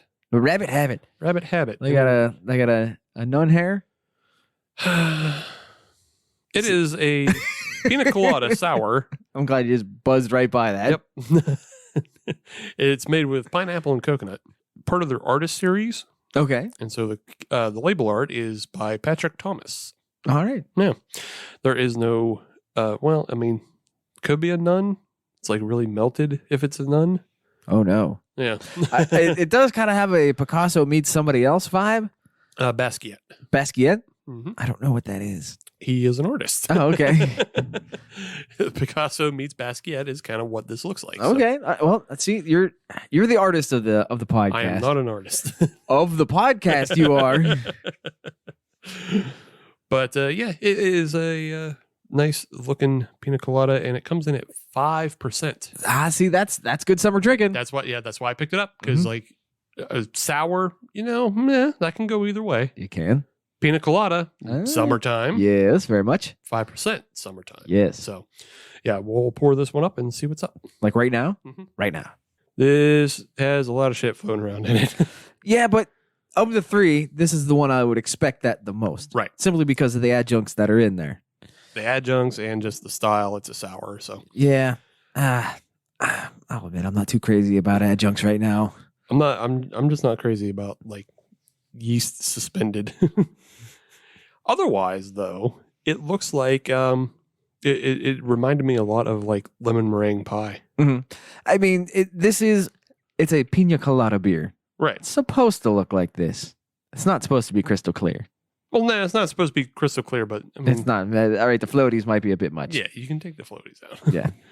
But yeah, otherwise, like I said, it reminded me of lemon meringue. It has like it looks like lemon meringue pie filling, Mhm. and then the head looks like the meringue. The part. meringue, yeah. yeah. So yeah, it looked nice that way. Just don't take a torch to it. Yeah. Otherwise, it's pretty cloudy, and then it has floaties. But all right. It smells nice. It's not full Pina Colada, No. but it's there. You can find it. Yeah, I definitely get a little bit of coconut. I get pineapple, but I also get like a little bit of citrus. Mm-hmm. And that's okay. I don't hate it. I can see how it would be enjoyable. Yes. It's just maybe a little too sour for me. Really? Yeah. I don't find it that sour at all. But again, the sours to me are the IPAs to you. Right. So It's just a little too sour for me. nope. I find it just getting into a good sour range. To me, it's on the lower end of the sour range for me, which I find nice. The flavor is good. I wish it was a little bit fuller. It's kind of weird how the Kolsch has the fullest flavor of the three. Yeah. and I think that's what I'm getting hung up on is the fact that like I was really expecting like coconut and pineapple to really just dominate this. Yeah, just be in full bloom. Right. Just because like, I don't know, those seem like kind of easy flavors to get. They are. Yeah. Even if it's artificially. Right. But it is a known entity. Yeah. But I'm getting way more of just a sour beer flavor and then coconut and pineapple on the back end. I see what you're saying. Yeah. So that's why it's not completely appealing to me because the back end isn't. Right. Or I mean, the back end's fine. It's just the rest of the beer is sour beer and I don't love it. I understand that. So to me, this kind of feels like you drinking this is like me drinking a decadent. Sure. And that, yeah, the flavor's there, but oh, by the way, there's IPA-ness there as well. Yeah. Which you don't need. Right. I don't need that. You don't need the sour. Yeah. I don't mind this though. I do wish it was a little bit fuller, if that makes sense. I know that sounds fairly pretentious to say that, but I wish it was a bit more rounded out. Either fuller or go the other way, and I wish it was like cleaner. Yes, like it's kind of stuck in the middle. Yeah, between the two. Yeah, like if it was a little bit lighter and you didn't get because there is just like there's a malty sweetness, but it's not announced in like a biscuit or a cracker way. It's just kind of like a thickness to the beer. Yeah, I mean I don't hate it. I know No. we've been coming down on some beers here. It's good to come down on beers. But and this one I don't think this is coming down on. I think it's just honest discussion on it. Yeah, it's good. It's good to be critical of things, Adam. It is. Too many people are just like, oh man, just let me have my vibes and my fun. And it's just like, but you have to understand why some things could be better. And like you can't, because in your own life, you shouldn't just accept what's thrown at you, This is true. Because if you let companies just give you shit and you lap shit up and go, man, I don't want people to criticize things. Because we do this like a lot of times with movies. Right.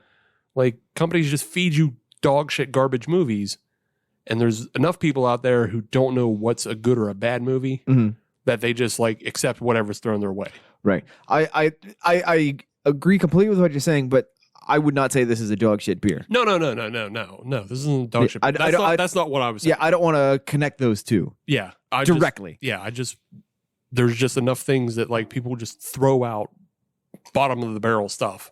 And people accept it and they're like, don't criticize, Right. Oh, I agree. I Yeah. like it, and it's like, no.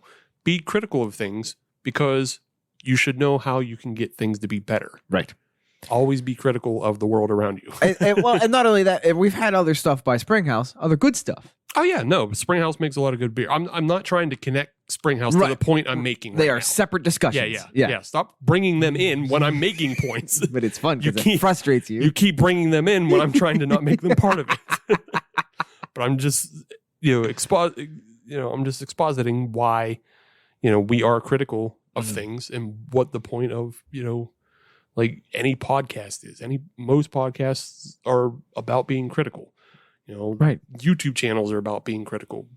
We're no longer reliant on the newspaper. I thought YouTube was there so you could smash a subscribe button. You can do that too, but there's plenty of people critical on there of things, and like we're no longer reliant on the newspaper, which dictated basically people's tastes. Right. Like if you were in Chicago, you had a certain set of writers, Mhm. and one of them was Roger Ebert. Right. And Roger Ebert was like, a make it or break it film writer. Yeah. He was the tastemaker. Yeah. And like, if you go back and like look at some of his reviews, he doesn't know what the fuck he's talking about. Like, there were some misses. yeah, he has a lot of misses, But like, once you're able to break that, and then you can find other voices, and you can, for better or for worse, Rotten Tomatoes kind of does that because they do aggregate. Right. Like, if everybody is saying this is trash, Right. if all of the critics and all of the audience say something's trash, It's trash. there's a good chance it's trash. Yes. But if the critics are saying something's trash, but the audience is not saying it's trash, Check it out. lean to the audience. Yeah. Because like there's probably some sort of there might be something in the film that's just like offending a sensibility or something. Mhm. And Yeah, that's always curious seeing that disparity. yeah. And sometimes I wouldn't be surprised if there's critics that just have, just are up their own ass a little bit. Oh, a lot of critics are up their own ass. That's the point. That's the point. Because like other times you'll see movies get like, rave reviews from critics, Mhm. but like the audience doesn't like it, and the audience doesn't like it because maybe the film just isn't entertaining. That and that is the case where the customer is always right. Unfortunately, yeah. But that's because that's what that is supposed to mean. I don't know if it is, because there's always more to that saying. It is, and that's the explanation, is that the customer is always right in that Okay. they will dictate what is popular and not popular. Okay. If something sells, the customers will buy it. Okay. Whether or not the store owner likes it or not, Mhm. if it keeps selling out, guess what? They're right. They like it. It's not this, Right. I need to go talk to the manager. The customer is always right. That's horseshit. But, the customer, the money will dictate, what is popular and not popular. Right. So, and that's how you wind up with the Big Bang Theory and McDonald's, because even though I find those things devoid and bereft of, just cultural value, Mhm. the still enough people buy into it. What's popular is popular. But those Period. people should be critical Yes. and then have a better McDonald's than what they do. Yes. That's how you get the chicken select. Ooh, chicken select. That's how you get the better cuts of white breast meat. You get a better chicken sandwich by being critical of the shitty chicken sandwich they sold for years. So, chicken sandwich is a very good, I know we're way off base here, but this is a good We're conversation. just wandering around, yeah. Well, this is a good conversation. But you look at the chicken sandwich, and you look at Chick-fil-A for the longest time, Yeah. and you look at Popeyes in the Right. last few years, and you saw the social media explosion of those chicken sandwiches. Right. All of a sudden, who comes? Johnny come lately, McDonald's, Burger King. Yeah, everybody jumped on it. Everybody's got a chicken sandwich now. Yeah. The same chicken sandwich. Right. That being said, Burger King does make a really good chicken sandwich. Burger King's is pretty decent. That's kind of a twofold thing. Mhm. One, because the market was asking for it. Yes. Because like those sandwiches are fucking good. Yeah.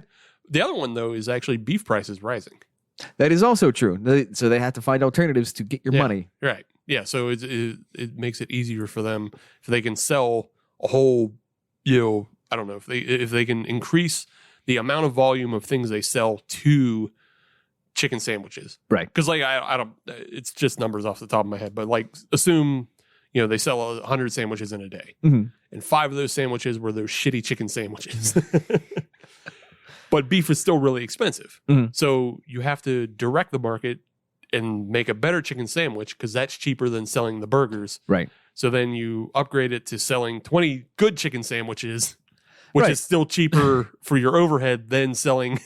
Right. Exactly. So there is a bit of market manipulation there. Yeah. But if they're manipulating it by creating a better product, Right. is it really manipulation? Yeah. And that's what we're seeing with loggers today.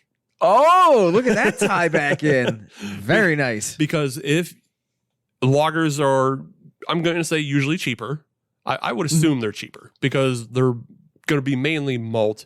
Yes. And you don't have to worry about adjuncts. Right. They're mainly malt and hop based. And unless you're Modus Brewing, you're not going to throw adjuncts in it. Right. So if you can make a really quality Kolsch, which is an ale, I know, not a lager, but if you make a really quality Kolsch, which is a simple style, Mhm. a really quality Doppelbock, or, just really quality smoked Helles. Yeah. Yeah. If you make really quality versions of those, they're going to be cheaper to produce, and then you don't have to add in 15 or 14 fucking aseptic Right. fucking fruit purees. And not only that, with a simpler ingredient list, there's less opportunity for prices to go completely out of whack on Mhm. one or two ingredients Right. and cutting into your profit margin. And you can reuse a lot of those ingredients in multiple beers. Right. The grain bills aren't like terribly different, but you can use things over and over Mhm. as compared to not if you have a shitload of pineapple puree. You can use You it don't like- want to make all of your beers pineapple beers. Nobody wants to be the pineapple brewery. Right. Unless you're in Hawaii. Unless you're in Hawaii, then maybe. Then but you know what? Let us know who you are. Yeah. We'll come visit. Hawaii or Florida, you can get away with being Yeah. a pineapple brewery, I guess. You're paying for the flight. Yeah. It's like, at that point, I think you're like a pineapple cidery. Oh. Is there a different name for pineapple There's not enough. booze? Yeah. I'm sure there is, but I don't think there's enough prevalence of that booze. Oh, yeah. Because what is it? Pears or Perry's? Perry's, ciders, and then I think there's a third one out there. There's a shitload of names for all the different meads and cider and Mhm. mixes for those. Because there's like a sizer and then Right. So I don't know. Maybe there is a pineapple cider name. If you know it, send it to us. Both the name and the drink. Yeah. Please and thank you. Let us We'll know put it what's on the show if it's good. I know Ace makes a pineapple cider, but it's a cider with pineapple. Right. Not- I mean, you look at Apis, they've got how many different adjuncts Mhm. with their, Yeah. and they're all delicious. Yeah, they're all delicious. But that's also a very simple thing. That's a different cost. Right. Because it's just the same honey, more or less. It's one of 3 different honeys and then adjuncts. Right.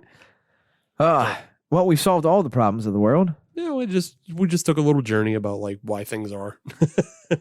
I honestly felt good about that. Yeah. That was a good chat. Yeah. Why things are, and then why be critical of things. But another thing we wanted to do, Mhm. wanted to beerify it, and we'll spend just a little bit of time at beerifying it. But in the past, we looked at how we've already talked about how beer companies are getting into making NFTs. And we've got into how there was a beer-themed NFT. It was. I don't know if it ever launched or couldn't give a shit. Nope, me neither. But what we haven't done is make beers for NFTs. Oh. You got to do it the other way. I think it would behoove, now that these things are fucking rock bottom prices. Now's the time to get in. Yes, for breweries. Absolutely. You can buy these things, like, they got to be way cheap. Like, they got to be way cheaper than fucking paying an artist. Yeah. Think about it. Dude, I'm putting out like strong, smart vibes at the moment. You go out there, you snatch up a bunch of these Bored Apes for fucking $60. Oh. Those are your new labels. Oh, that's because you own them. You can do whatever you want with them. That's true. And not only that, there is that certain level of recognition. Yes. Oh, snip, snap. Fuck, I shouldn't have said this. No, you this shouldn't shouldn't have. be going out right now. So you could just sort of bleep like 20 seconds of that. No, I have no idea what you're talking about. But like this is what breweries should be doing now, because there's all this dumb shit artwork It's just laying around. and all this art. And again, all this artwork, right, is all kind of like variants of the same thing. Right. So like, look at any of those Gloop Glop series. It's a lot of the same, like even the Sorbetto. Yes. It's kind of the same design, but they changed the colors to reflect what's in the can. Right. So get yourself a whole bunch of lazy lions or bored apes or whatever else this is. Yeah. Have yourself a series. So this isn't like a full beer fight, because what I'm really pitching is that you buy labels ahead of time Yeah. for your new Gloop Glop series. Obviously, like this shit's got to be a Gloop Glop. Yes. You're not going to put any other beer in this. This is your new Gloop Glop series. You don't want to put that on a porter? No. Although there was one I was looking at on the Open Sea. Okay. It's I appreciate that you called it the Open Sea. the Open Sea. There's a series called the Black Genesis series. Okay. So just a collection of NFTs. I thought all Sega Genesis were black. And it's like an animated NFT, but it, like that could be a porter or stout. Okay, that's fair. Yeah, because it's Black Genesis, and it seems like all the characters. It's like I don't know if it's just reselling the same thing over and over again. I mean, isn't that what the entire point of NFTs are? Yes, the whole point is to fucking wash trade all of this shit. Money laundering. Yeah, but you can go in right now and there's you don't have to get Bored Apes. Just find like even the shitty ones that nobody knows. You can buy them for probably like pennies on the dollar. These are pogs now that you can use. You can get this trash pennies on the dollar, and then you own it. There's no way this isn't cheaper than just hiring somebody off Fiverr. Somebody off Fiverr will cost you so much money to make multiples of the same damn thing. The same damn thing's already been made by an algorithm. I appreciate that you're suddenly turning this into an always bargain outlet. Yes. For yes. art. Yes. This is Big Lots NFT. Get them all. We got scratch and dent. Yeah. Here's the thing. If you listen far enough into this episode and you work at a brewery, you have to be jumping on this. This is the smartest thing. Right. And the best use for these dumb things. It's like the only use for these things now. Now, yeah. Because they're dead in the water. Yeah, they're dead in the water. They're not worth shit. Actually, I'll guarantee you there will be a dead cat bounce on this. Okay. And then you got to time that just right. I think you're right, but it's not going to be across the board. No, it'll be certain ones. Yeah. And the hard part is going to be trying to figure out which ones. I think it's going to be the ones that are just known to the public. Mm-hmm. So like things like the CryptoPunks and Bored Ape Yacht Club and stuff. Yeah. Things that people know, like maybe they can rejuvenate a little bit of interest in them. So this will pretty much go the same route as GameStop. Yeah. You'll have that rise and then you'll have that drop. Yeah. And then it'll kind of sustain. And there'll be the people that will hold on forever, waiting. And everybody else has moved on. Here's a question. I'm listening. It came to mind, but I'm going to come back to what you were just talking about. Okay. But just a question to throw out into the ether. You buy that NFT that fucking Goose Island is selling. Yeah. You own that artwork. See why you couldn't just use that again. Yeah. Can you throw that on like... You have the paperwork that says that it's yours. Yeah. I wonder if it works that way, or if it's... Because there are specific like trading card NFTs and things like that. Mm-hmm. Like I think Street Fighter has been doing it for a while. Really? Yeah. You can buy like costumes or like trading cards. So it's like it's still technically like Capcom's property. Okay. But you have a token that allows you to use. See, that would be very interesting to get into the legalese. Mm-hmm. See if you could do that. Yeah. That'd be hilarious. Yeah. But I think all these art things are definitely like, the Lazy Lions and the CryptoPunks. Mm-hmm. You own that artwork. So it's for sure like, that is yours. Yeah. Man, that'd be... Yeah, you're paying for the artwork. You're not paying for like a token to, a web address. Yeah, even though they do function as tokens for other things, like you own it. So like, yeah, scoop these shits up and launch your Gloop Glop series. That's a good idea. Fuck. That's a really good idea. Fuck. If we owned a brewery, We wouldn't be doing this podcast right now. Well, I wouldn't be. We might be doing the podcast, but I wouldn't be saying what I'm saying right now. Well, no, I would've that's cut what I'm saying. We'd stop. Yeah, We get up on the open seas. yeah. I would have opened a crypto wallet and just like, holy shit! I just scoop all this garbage up, and then we have labels for fucking years. Didn't have to do a thing. Damn it. I guess we'll have to go back in time and open a brewery 5 years ago. Yeah, dumb. I hope somebody out there benefits from this idea, though. And you know what? And if they do, throw us a bone. Yeah, Let us know. throw us a bone. Let me know. Just say, hey, Steve was smart. And Adam was That's all there too. Yeah, that's all I need is just like my whole life runs on validation.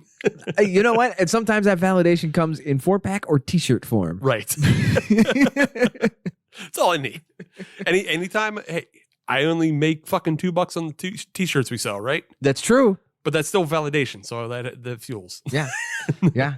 And shout out to Bashline, who's wearing a Hop Nation USA T-shirt. Yeah. On the latest podcast. Yeah, Bashline was wearing one, and then Bigfoot Benjamin, Yes, he got his Stop Drinking Trash I shirt. saw that. That was good. Still curious where that shit and fart went.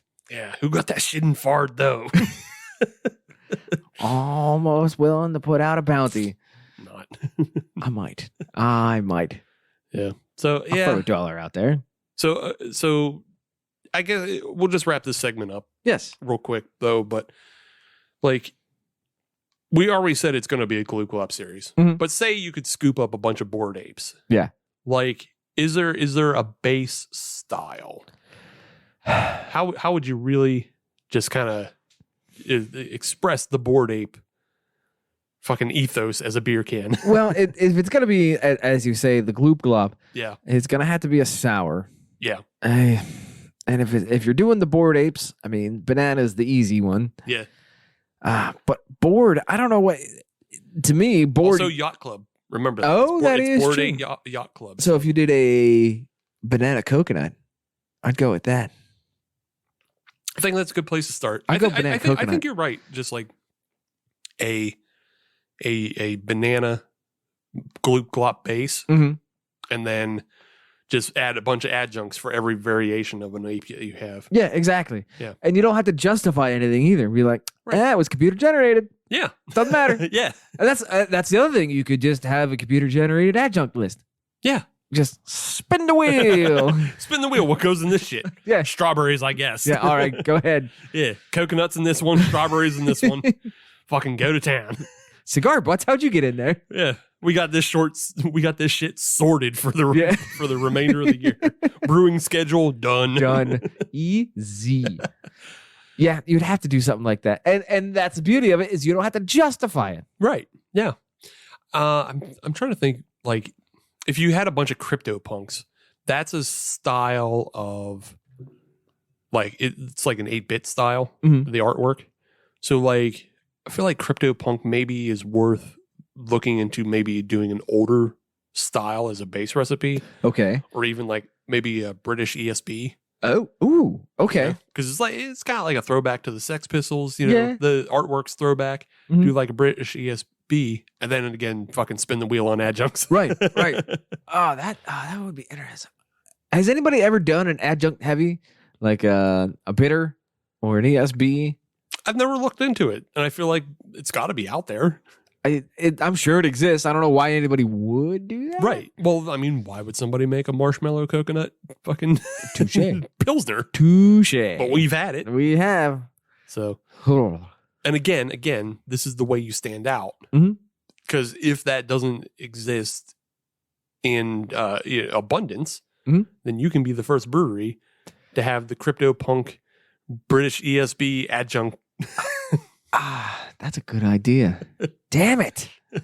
We're going to have to scrap this whole segment. We have all these ideas and none of the money. Son of a bitch. I have 3 kids and no money. Why don't I have no kids and 3 money? Well, what do you say we go to the podium? Yes, let's come back. Or should we talk about this beer a little bit more? We can talk about it a little bit. Nothing. It didn't change too much for me, though. It really didn't. Let's talk about it as a summer drinker. Yeah. I think that this is a good summer drinker in so much After you're done cutting the grass, your second beer. Okay. Your first beer is obviously going to be a very light, a Pilsner or a Macro or something like that, just to cut the sweat. Yeah. But once, your heart rates come back down a little bit, I could definitely see this one being on the menu. I've heard good things about, as far as summer drinkers go. Ellicottville has a beer out there called Mo Master. Oh. I've heard good things about it. Oh, okay. Might have to get in on that. You might like it because it's supposedly an IPA, but it's not very flavorful on the IPA part. Okay. So it's one of those things that they just threw IPA to market. Damn it. So wouldn't that just be more of like just a pale ale, maybe? Right? Yeah. Yeah. It's like a super pale sessionable. Yeah. All these words that are being used to describe something that doesn't require any of these words. We still need to do a cold IPA episode. No, we don't. Yes, we do. No, we don't. It mixes everything that you love. Does it? IPAs and lagers. It's all the things you love. Hard no. It mixes the things you love with the things I love, and we'll see if we like it at all. Can't we just meet in the middle at Stouts? Yeah, Stouts is different. See? But yeah, I could see this as a part of a drinking, compliment. Yeah. This is not going to be your first one off the tractor. No, it's like I was saying, I wish it was just a little lighter and a little cleaner. If it was more in the realm of like Goza, usually I find Goza is a little lighter and crispier. You can throw a little salt in it. No, no. But if it was just if there's just a little bit, it was just a little bit cleaner. I feel like it would be really good for the summer. I don't think it's bad right now. Absolutely not. But if it was just a little bit more refreshing, yes, that's all I want. Just a little bit more. 15% more refreshing, please. Yes, I could get behind it more, but unfortunately, I just can't. Sorry. Right. Sorry. Should we go to the podium? Yeah, you do podiums. Okay. Do you have an idea of what you're going to do? Oh, yeah, for sure. I can do that. Oh, okay. Go ahead. Bronze, I'll put the Spring House Rabbit Habit in. Like we were saying, it's a fine drinker. And it'll satisfy a lot of sour drinkers. Yeah. It just wasn't completely for me because it's, a sour. And it's more sour than it is the other adjuncts that I really want. Yeah. There's a couple ways you can go with adjuncts of either they're really big and sweet and gross. It doesn't go that way. No, it does not. Or it's just like really big and fresh. And it doesn't necessarily go that way either. It doesn't go big. It goes, hey, it's sour. And then like pineapple and coconut are just kind of like, jogging it in at the back. We're here too. Yeah, exactly. So it's fine. I think a lot of other people would like this beer more than I do. So that's the way it goes. Silver, I'm going to give to the hot sauce sandwiches. I think I enjoyed that beer a lot more. And I think it's just a really drinkable for 8.5. It's a really drinkable beer, but it's unremarkable because it's just a Mosaic IPA. Fair. You get a shitload of those like everywhere. Like Mosaic, it's Citra and Mosaic forever and ever. 100 years Morty, 100 episodes Citra and Mosaic. So I kind of find it a dime a dozen. It's not bad. I think it's it's a little bit refreshing, and for as big as it is, it's easy drinking. I think a lot of people will enjoy it during the summer. Nothing wrong with that. Fair. Just unremarkable. Gold, though, goes to the Honey Kolsch by Abjuration. And I again, contrarian in me says, don't fucking do it. But yeah, it's highly enjoyable. It has all the Kolsch style notes that you would expect and want. Surprisingly, I was very shocked. I thought, finally, you got those Abjuration boys. Got them on a bad one. Nope. Slipped away. They can't keep getting away with this. But yeah, and then it just has those little extra notes of, the honey sweetness and the floral notes. There's just a little extra bits that set it apart from other Kolsch's, and, that makes it worth seeking out. So I like it. Okay. Gold medal. So sad. Because I'm trying to get them.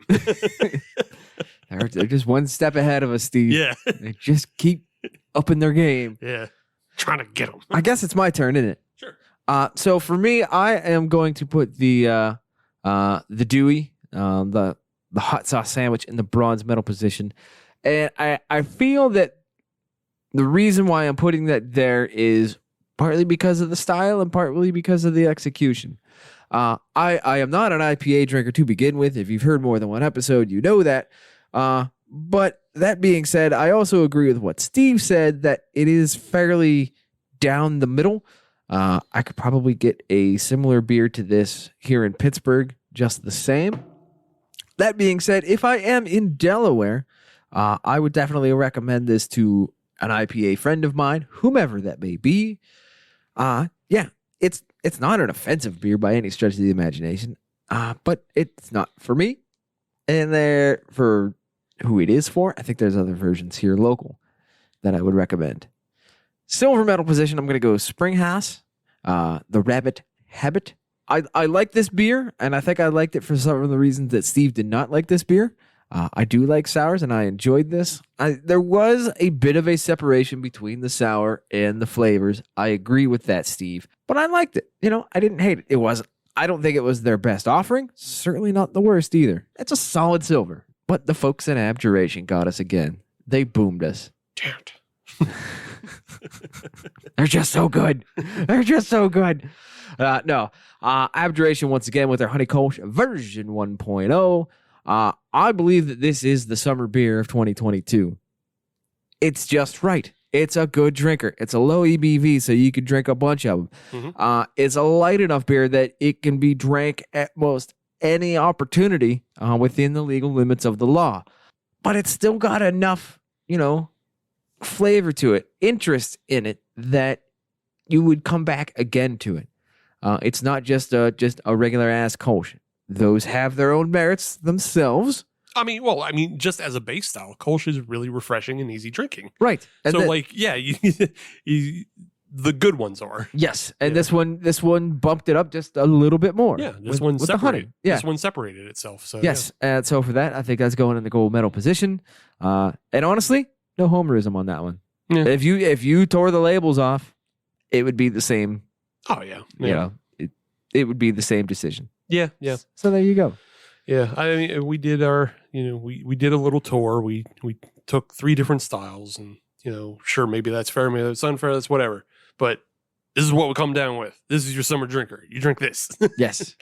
And with Abjuration taking home 2 gold medals on this episode, yes, that puts it ahead of Allagash White, which only took home a bronze. So from the World Beer Cup. So what utter bullshit. So obviously Honey Kolsch better than Allagash White. Yes.